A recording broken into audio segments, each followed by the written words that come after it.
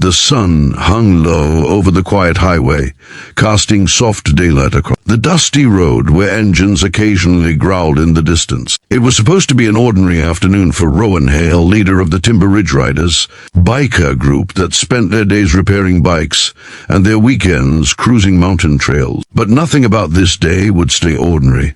Not after a trembling little voice pierced the warm air and froze him in place. A small boy, no more than 8, stood near the roadside, his tiny hand gripping the rusty handle of an old, half-broken children's bike. His shirt was worn thin, his cheeks slightly sunken, but it was his eyes wide, desperate, and shimmering with fear that struck Rowan harder than any punch ever had. He lifted the bike with shaky arms and looked up at Rowan with a courage that didn't belong on a child's face. The boy tried to steady his breath as he whispered words that shattered the calm of the afternoon. "Buy my bike, sir. Mommy hasn't eaten in 2 days."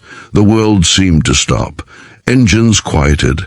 Even the wind waited. If this moment already touched your heart, please like, comment, share, and subscribe to Kindness Spark. Support stories that remind the world that kindness and second chances still matter. Rowan turned to look at his crew behind him: Axel, Orion, Maddox, and Trent, each of them suddenly silenced by the weight of the child's plea. These men, who stared down danger and rode through storms, now stood frozen by the fragility of a boy trying to save the only person who mattered to him. Rowan crouched, placing a steady hand over the bent handlebar, his mind racing with questions. How long had this child been out here?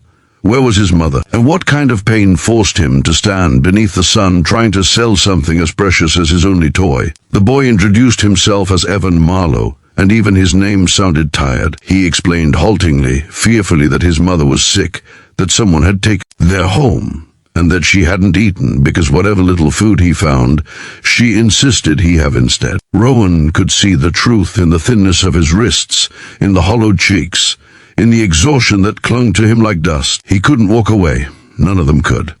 The bikers followed Evan to a small corner lot behind an abandoned gas station, where a torn blue tent leaned sideways against the cracked pavement. Rowan expected the worst, yet the reality felt heavier than he imagined. Inside, on a thin blanket spread across the cold ground, lay Evan's mother, Mira Marlowe, a woman in her early 30s with hair tangled from days without care and eyes closed, as if sleep had become her only escape. The daylight filtered across her face, revealing deep exhaustion. Her skin was pale and warm with fever, her breathing shallow. But even in her weakened state, she clutched an empty jar as though she refused to let go of hope. Rowan removed his leather jacket, placing it gently over Mira. Maddox ran to the bikes for water and energy bars. Orion started clearing debris around the tent so she could breathe fresher air. Trent called his sister, a nurse, for advice. Meanwhile, Rowan tried to comfort Evan, who kept apologizing for the state of the tent, for his mother being sick, for not knowing what to do. Rowan listened carefully, and slowly the pieces of their story unfolded like bruised pages of a forgotten diary. Mira had lost her job 2 months ago when her company cut staff.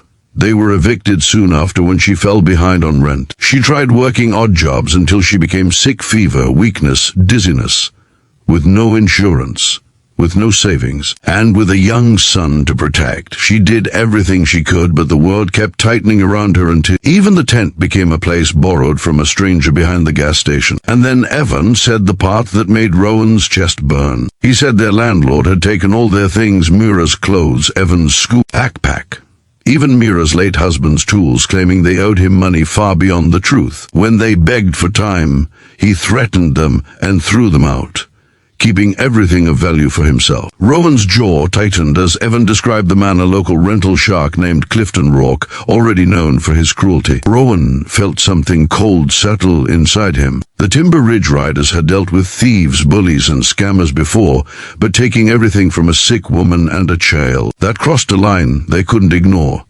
The bikers acted quickly. They lifted Mira carefully into Trent's truck while Evan held her hand and kept whispering that she would be okay. Rowan followed closely behind, riding beside them as they made their way to a small clinic run by a kind older doctor who never turned people away, no matter their situation. The doctor examined Mira, gave her fluids, checked her fever, and ensured she had medication and rest. Meanwhile, Rowan kept Evan distracted with snacks and gentle conversation, letting the boy cling to the sense of safety he hadn't felt in weeks. Hours passed, but the daylight remained soft and warm, carrying a strange mix of fear and hope. Mira finally stirred awake, her voice fragile but alive. When she realized Rowan's crew had helped them, her eyes filled with tears, not of embarrassment, but of relief. So deep it nearly broke everyone in the room. She tried to apologize for being a burden, but Rowan shook his head gently, telling her that no human being deserved to face the world alone like she had been forced to. But Rowan wasn't done. The Timber Ridge Riders had hearts big enough to forgive almost anything but not cruelty toward the helpless. While Mira rested in the clinic with Evan by her side, Rowan gathered his crew outside under the sunlight. The anger in their eyes needed no words. They mounted their bikes, engines roaring to life like thunder rolling across the valley. They headed to Rourke's rental office, peeling building behind a line of old trucks. Rowan parked first, stepping off his bike with the calm of a storm waiting to hit. Maddox knocked on the door with a firmness that rattled the frame. When Rourke appeared, his smirk made it clear he recognized the bikers and wasn't intimidated. But his confidence washed away fast when Rowan stepped forward, cold and unblinking, demanding everything he stole. Rourke tried denying, then lying, then blaming Mira. But Rowan already knew the truth. Orion found the room in back where boxes of tenants' things were stacked like trophies of cruelty. Within minutes, Rowan and the bikers had Mira's items packed in the truck. Rourke tried yelling that they had no right, threatening to call the police. Rowan stepped close enough that Rourke's voice cracked.